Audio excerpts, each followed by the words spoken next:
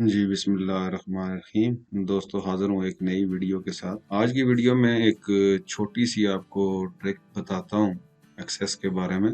आज हम इंशाल्लाह जो एक चेक बॉक्स आपने देखा होगा एक्सेस में, बड़ा अजीब सा है और छोटा सा, और उसको आप ना उसका फॉन्ट बड़ा कर सकते हैं ना कुछ कर सकते हैं। उसके लिए हमने एक कोशिश की है कि खूबसूरत सा चेक बॉक्स बनाने का तरीका आपको बताया जाए। एक दफ़ा आप बना लेंगे तो इंशाल्लाह वो आप बड़ा पसंद करेंगे और उसको यूज़ करेंगे। वो आप फॉर्म्स हैं उनकी खूबसूरती को चार चांद लगा देता है। तो आए चलते हैं इस लेसन की तरफ।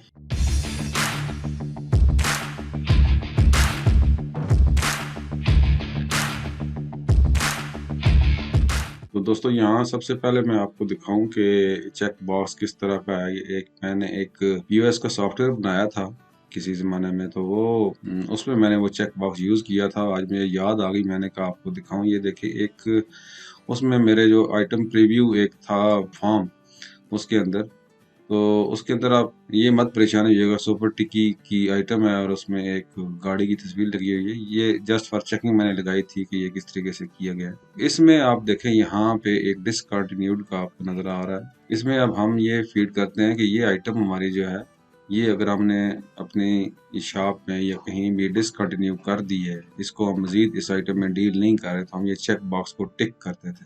यहाँ पे एक अजीब सा चेक बॉक्स पहले लगा हुआ था। इसको मैंने खुद से एक ट्रिक लड़ा के और इसको थोड़ा सा खूबसूरत करने की कोशिश की है। देखें, इसको मैं चेक करता हूँ। ये एक चेक बॉक्स जो है वो एक खूबसूरत सा, इस तरह का चेक बॉक्स एक्सेस में नहीं है, ये हमने खुद बनाया है। फिर अनचेक करता हूँ तो ये वापस अनचेक होता है, फिर चेक करता हूँ तो ये अनचेक होता है। तो इस तरीके से हम इस तरह का एक चेक बॉक्स जो है वो आज बनाना सीखते हैं कि ये चेक बॉक्स हम किस तरीके से बनाएंगे। इसका जितना भी आप चाहें फ़ॉन्ट बड़ा कर सकते हैं, छोटा कर सकते हैं, अपनी मर्ज़ी से इसको सेट कर सकते हैं अपने फॉर्म के साइज़ के मुताबिक। तो आए देखते हैं हम किस तरह से बनाते हैं। इसको मैं करता हूँ क्लोज़ और हम एक नया फॉर्म लेते हैं। यहाँ से मैं गया क्रिएट में और यहाँ से मैंने एक ब्लैंक फॉर्म लिया और इसको मैं खोल देता हूँ डिज़ाइन व्यू के अंदर। यहाँ पे ये डिज़ाइन व्यू के अंदर एक मैंने फॉर्म ले लिया ब्लैंक। यहाँ पे मैं सिर्फ आपको चेक बॉक्स बनाना बताऊंगा कि चेक बॉक्स इस तरह का हम किस तरीके से बना सकते हैं। सबसे पहले तो आपने जाना है यहाँ पे डिज़ाइन के अंदर, और यहाँ से आपने बजाय चेक बॉक्स के आपने एक बटन चुनना है। बटन हमने ले लिया और यहाँ पे हमने ड्रॉप कर दिया। इसको हम कैंसिल कर देते हैं। इस बटन को मैं थोड़ा सा बड़ा करता हूँ यहाँ पे, और इसका जो कैप्शन है इसको मैं हटा देता हूँ। और ये हमारे पास एक, बल्कि इसको मैं हम थोड़ा सा खूबसूरत और करते हैं। फॉर्मेट जाके क्विक स्टाइल्स में हम ये ले लेते हैं, एक खूबसूरत सा बॉर्डर आ जाएगा और ये हमारा बटन है। रियल टाइम में ये क्लिक होगा इसके ऊपर। अब इसकी जो कैप्शन है वो मैंने कौन सी रखनी है, उसमें मैं यहाँ पे आप जो विंडोज़ है आपके पास, विंडोज़ मेरे पास 11 चल रही है, आपके पास 10 है या 11 है या एक्सपी जो भी है, हर एक विंडोज़ में एक यूटिलिटी आती है करेक्टर मैप की, आपने उसको चलाना है।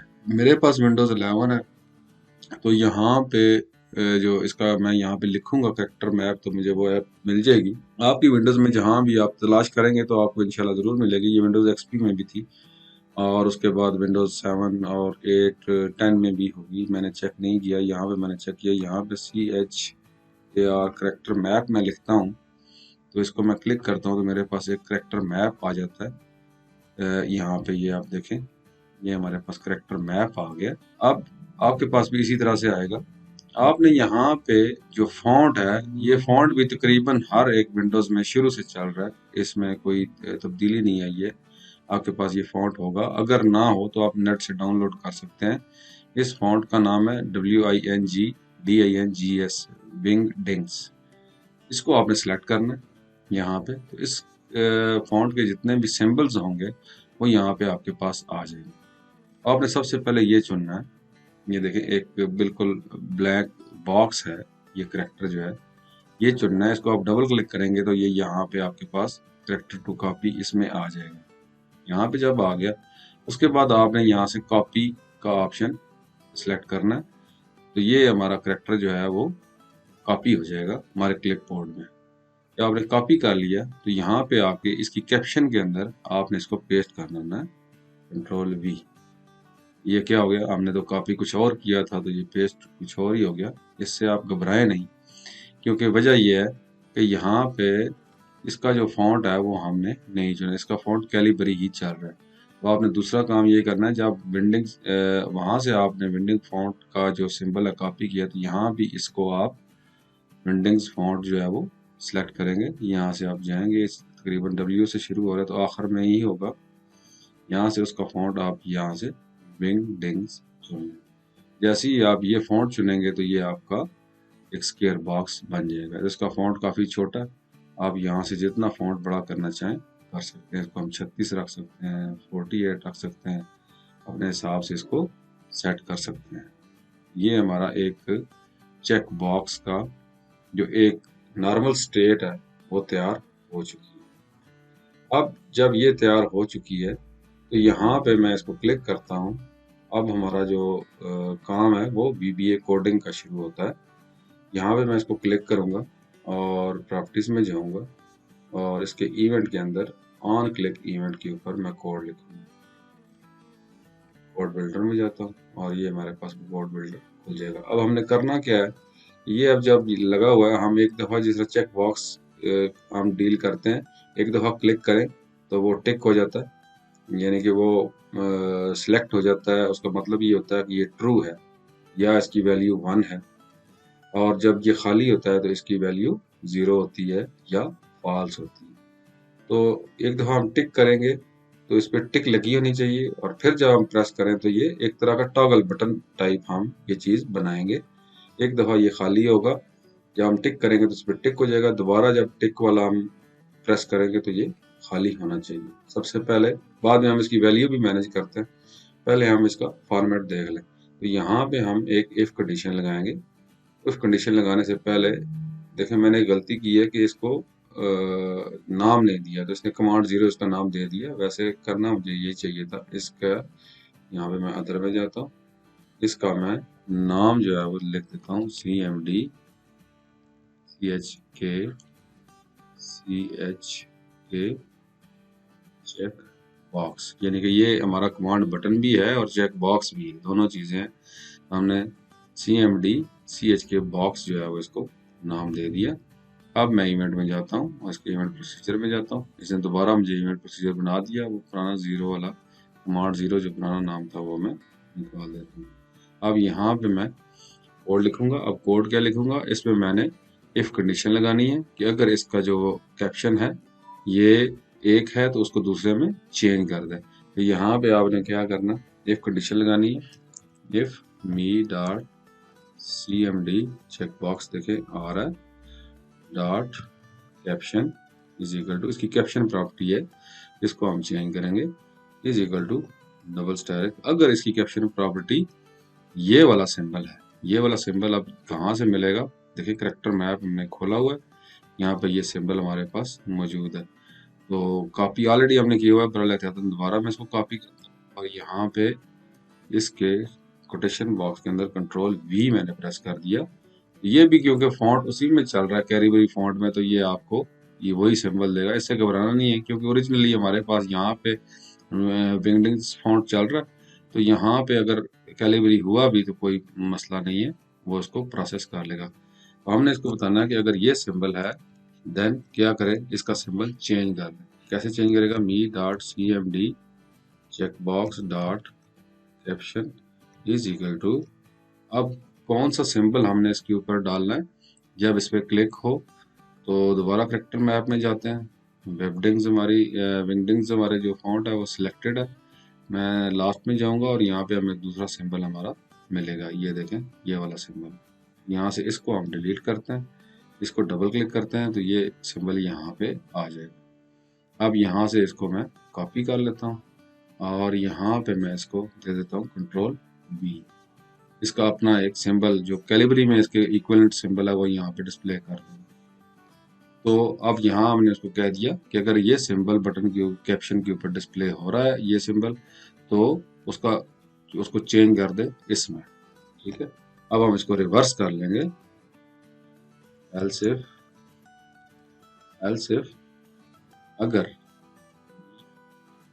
यहाँ पे इसको कॉपी करते हैं, कंट्रोल सी और कंट्रोल वी, और इनको हम रिवर्स कर लेंगे। अगर ये सिंबल है तो वो दे, इसको मैं कंट्रोल एक्स करता हूँ और यहाँ पे कंट्रोल वी करता हूँ, और इसको मैं कंट्रोल एक्स करता हूँ और यहाँ पे मैं कंट्रोल वी करता हूँ। इन दोनों सिंबल्स को हमने ऊपर वाली जो कंडीशन थी, अगर ये है तो इस तरह करे, अगर एल्स है तो उसको रिवर्स कर, उसको हमने रिवर्स कर दिया और यहाँ पे मैंने कर दी एंड स्टेटमेंट को मैंने क्लोज कर दिया। उम्मीद है ये आपको समझ आई होगी। अगर ये सिंबल यहाँ पे है तो इसको दूसरा कर दे, और अगर ये सिंबल डिस्प्ले हो रहा है तो दूसरा कर दे। इसको मैं क्लोज करता हूँ और यहाँ फॉर्म को चला के देखते हैं। मैंने इसको व्यू किया, ये हमारा बटन है। अभी ये शुरू में इसकी स्टेट जो है वो खाली है। इसको मैं क्लिक करने लगा हूँ, देखिए मैंने क्लिक किया तो ये उसने ओरिजिनली जो सिंबल चेंज किया है, लेकिन हमें नजर ऐसे आ रहा है कि इसको इसने टिक लगाई है। दोबारा मैंने क्लिक किया तो इसको खाली कर देगा, फिर मैंने क्लिक किया तो इसको टिक लगा देगा, फिर खाली फिर टिक। यानी कि एक दफा आप क्लिक करेंगे इसको खाली करेगा, एक दफा करेंगे तो ये टिक करेगा। ये तो जनाब हमारा हो गया कि हमने इसको जो इसका फॉर्मेट है वो दुरुस्त कर लिया। अब आप ये सोच रहे होंगे कि इसकी वैल्यू किस तरह से सेव होगी, तो उसमें क्या ट्रिक है। उसमें अगर मैं ये आइटम जो मैंने प्रीव्यू आपको दिखाया था, इसको मैं डिज़ाइन व्यू में खोल के आपको दिखाऊं। ये डिज़ाइन व्यू में देखें, यहाँ पे अगर टिक है तो आगे एक टेक्स्ट बॉक्स बना हुआ है, और ये जो है ये लिंक्ड है या ये हमने बाउंड किया हुआ है अपने टेबल के साथ। इसको मैं क्लिक करता हूँ, देखें डाटा डिसकंटिन्यूड का जो हमारा फील्ड है उसके साथ ये बाउंड है, और ये जो है ये किसी चीज के साथ बाउंड नहीं है, ये अनबाउंड है, ये एक बटन है। तो आगे आप एक टेक्स्ट बॉक्स बनाएं, उसके अंदर आप इसकी वैल्यू सेव करवाएं और उस वैल्यू को, उस फील्ड को इस टेक्स्ट बॉक्स के साथ बाउंड कर दें। देखिए कैसे करते हैं। यहाँ पे मैं एक टेक्स्ट बॉक्स लेता हूँ, इसके आगे ही ये मैंने एक टेक्स्ट बॉक्स ले लिया, इसका लेबल मैं डिलीट कर देता हूँ। ये टेक्स्ट बॉक्स है, इसका नाम मैं रखता हूँ txt।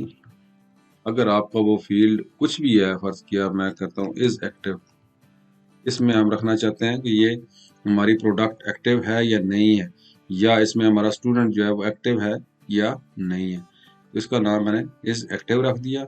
डाटा मैं क्या करूँगा, इसका जो टेबल होगा उसके फील्ड के साथ इसको बाउंड कर देंगे। ज़ाहिर है ये एक फील्ड जो है वो यस नो वाला फील्ड होगा, और उसमें या 1 सेव होगा या 0 सेव होगा, या ट्रू होगा या फॉल्स होगा। अमूमन 1 0 ही हम सेव करते हैं, ट्रू फॉल्स भी आप सेव कर सकते हैं। तो हम इसको कैसे करेंगे, ये बटन को मैंने क्लिक किया और इसके इवेंट के अंदर, बल्कि पहले मैं इस टेक्स्ट बॉक्स का नाम मैंने रख दिया txt इज एक्टिव।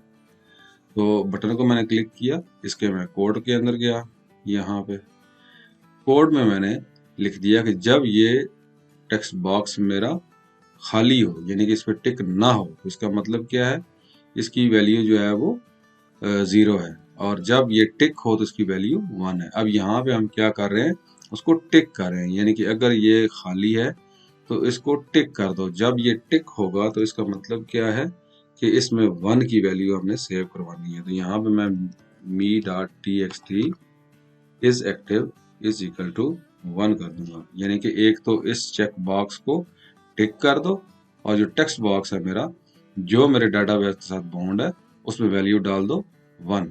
और जब हम अनचेक करवा रहे हैं इसको, जब हमने चेक किया तो 1 डाल दी, या टिक किया या चेक किया तो 1 डाल दी, और जब हम इसको खाली करवाएंगे तो इसमें क्या हम वैल्यू डाल देंगे, me.txt is active is equal to 0। तो हमने इसके अंदर 0 की वैल्यू डाल दी। अब इसको हम रन करते हैं और देखते हैं ये हमारा चलता है कि नहीं चलता। मैंने रन किया, यहाँ पे मैंने टिक किया, देखें इसमें उसने 1 डाला, अनटिक किया 0 डाला, फिर टिक किया 1 डाला, और अनचेक किया तो 0 डाला।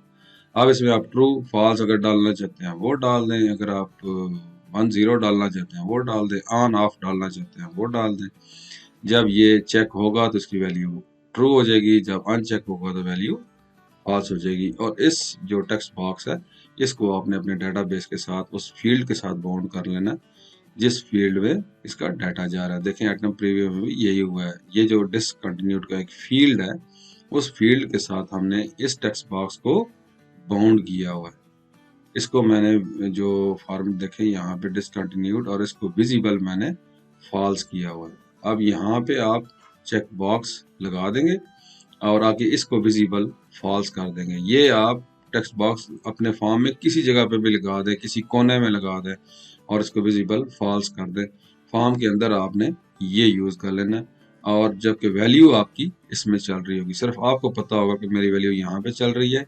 यूजर सिर्फ यही समझेगा कि मैंने इसको टिक कर दिया तो मेरी वैल्यू इसमें सेव हो गई है। आइटम्स का भी अगर आप मैं इसको फर्ज के यहाँ पे वैल्यू विजिबल यस करता हूँ और इसको मैं रन करता हूँ तो ये देखें यहाँ पे अनचेक है तो ये 0 इसमें वैल्यू जा रही है। जब मैं चेक करूंगा तो ये 1 हो जाएगा, फिर अनचेक करूंगा तो 0 चली जाएगी। इसमें आप डिफॉल्ट वैल्यू आप 0 रख सकते हैं। इसको मैं क्लोज करता हूँ, इसको सेव नहीं करते। अब इस फॉर्म के मैं डिजाइन में जाता हूँ। अब देखें जब मैं इसको रन करता हूँ, ठीक है, तो शुरू में ज़ाहिर है इसको मैंने उसको टिक के हिसाब से दिया था। आप डिफॉल्ट वैल्यू जब शुरू में ये आता है तो ये अनचेक होता है। आप डिफॉल्ट वैल्यू इसको दे सकते हैं कि ये 0 रखें। यहाँ पे आप इसको क्लिक करें, डाटा में जाएं और यहाँ पे इसकी डिफॉल्ट वैल्यू जो है वो 0 कर दें। और यहाँ पे आप जब करेंगे तो शुरू में इसकी वैल्यू 0 आएगी। जब आप टिक करेंगे तो 1 हो जाएगी, नहीं तो ये 0 ही रहेगी। आप फिर इसको दोबारा चला के देख सकते हैं। यहाँ पे आप चलाएंगे, शुरू में इसकी वैल्यू 0 होगी क्योंकि ये अनचेक है, तो 0 ही आपके डाटाबेस में सेव हो जाएगा। जब अगर किसी ने उसको चेक किया तो ये 1 हो जाएगी और डाटाबेस के अंदर 1 की वैल्यू सेव हो जाएगी। उम्मीद है ये एक खूबसूरत टेक्स्ट बॉक्स चेक बॉक्स आपको पसंद आया होगा। इसका आप जितना मर्जी चाहें फ़ॉन्ट बड़ा करें, जितना मर्जी चाहें इसको छोटा करें, बड़ा करें, अपनी मर्जी के हिसाब से आप इसका यहाँ पे फॉर्मेट में जाके फ़ॉन्ट बड़ा छोटा कर सकते हैं और अपने फॉर्म की खूबसूरती में इजाफा कर सकते हैं। उम्मीद है दोस्तों ये वीडियो आपको पसंद आई होगी, तो इसको लाइक करें, चैनल को सब्सक्राइब करें, बेल आइकन प्रेस करें। बहुत शुक्रिया, अल्लाह हाफिज़।